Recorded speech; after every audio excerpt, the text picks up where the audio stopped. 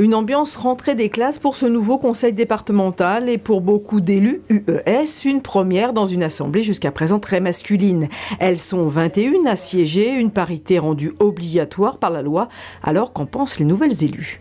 Là, le fait d'avoir joué le jeu de cette parité me semble vraiment extra, quoi. C'est bien parce que effectivement, on va dire oui, mais alors c'est parce que vous êtes une femme que vous êtes vice-présidente s'il n'y avait pas la parité. Non, dans ce cas-là, c'est pas le cas. Hein, on est bien d'accord.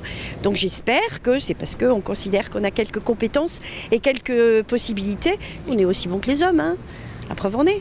Christine Boutin est la doyenne de l'Assemblée. Elle a aussi tenu à rappeler qu'elle était la conseillère départementale au mandat le plus long. De Paul Loutenaillon à Pierre Bédier, elle a connu le changement dans l'hémicycle. Ça ne m'a jamais fait flipper dans un sens ou dans un autre, ces histoires de parité. Je n'avais pas voté la loi sur la parité. Je suis très contente de voir qu'il y a des femmes. Ce qui m'intéresse, c'est des gens compétents. Que ce soit des hommes ou des femmes, voilà, bon, très bien.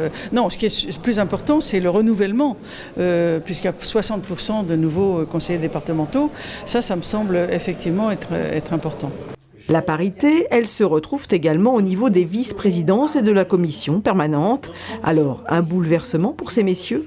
Nous avons choisi d'être dans la loi et dans l'esprit de la loi et donc de faire qu'il y ait un partage tout à fait égal, à l'exception de la présidence, mais j'essaierai d'avoir ma part de féminité.